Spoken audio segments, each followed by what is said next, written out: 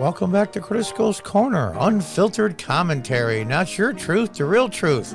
And as always, thank you for your support.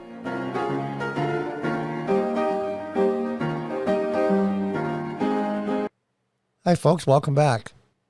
I think this is worth showing again and again and again and again. It's all over YouTube, all over the internet. This is part of Dwight Eisenhower's farewell address. Dwight Eisenhower, for those who don't remember, or too young, or they didn't teach it in school, was the president after Harry Truman and preceded John F. Kennedy. Now, I was about 3-4 years old when this came out, so I don't recall, but I was still alive. And Eisenhower was a military man. He came from the Midwest, I think Kansas, but I can't be certain.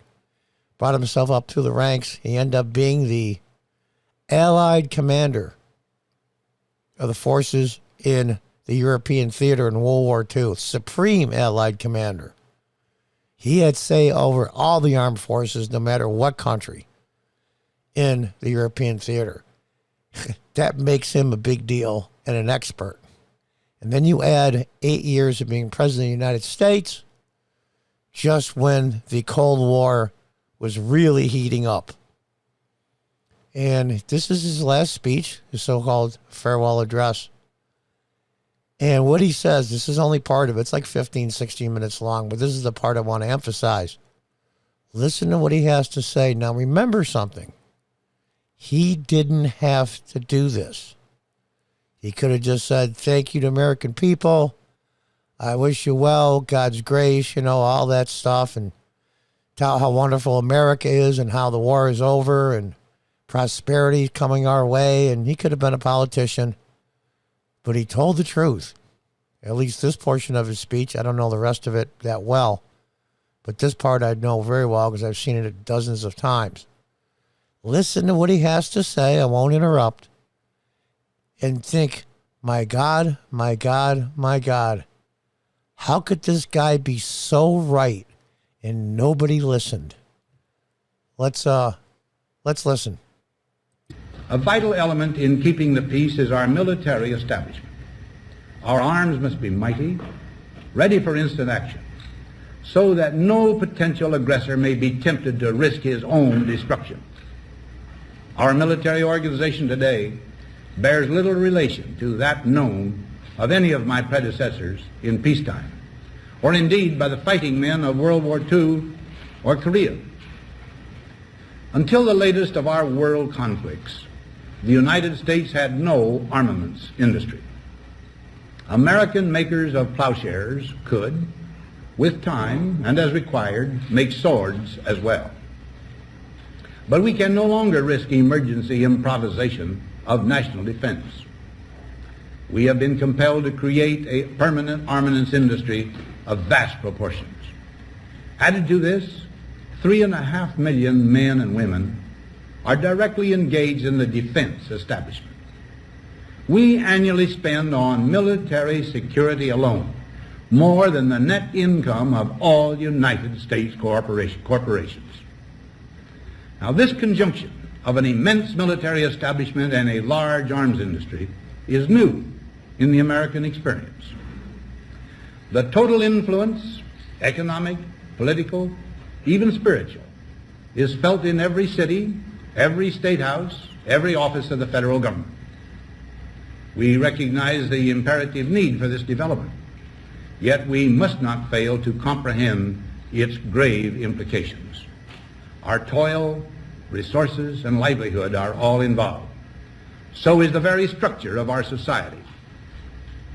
In the councils of government, we must guard against the acquisition of unwarranted influence, whether sought or unsought, by the military-industrial complex.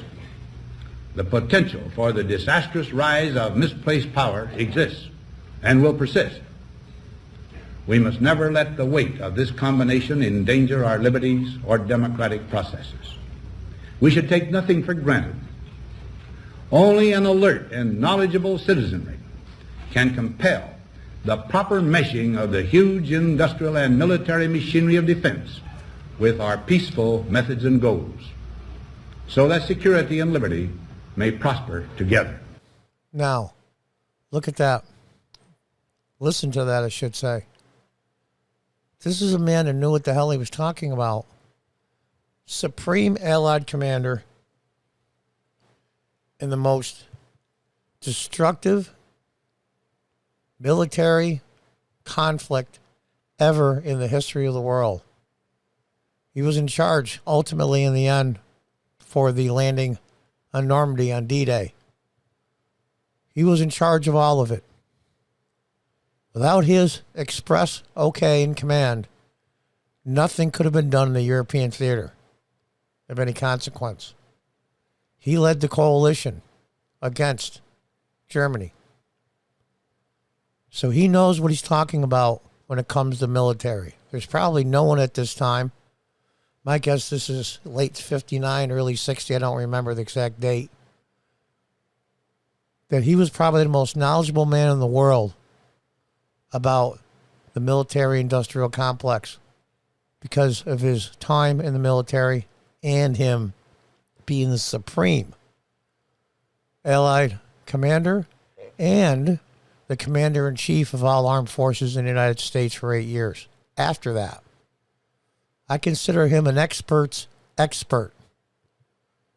Are you listening? You can hear him, but are you listening? Play this again and listen hard. The future of our republic is at stake. Until next time, goodbye and good luck.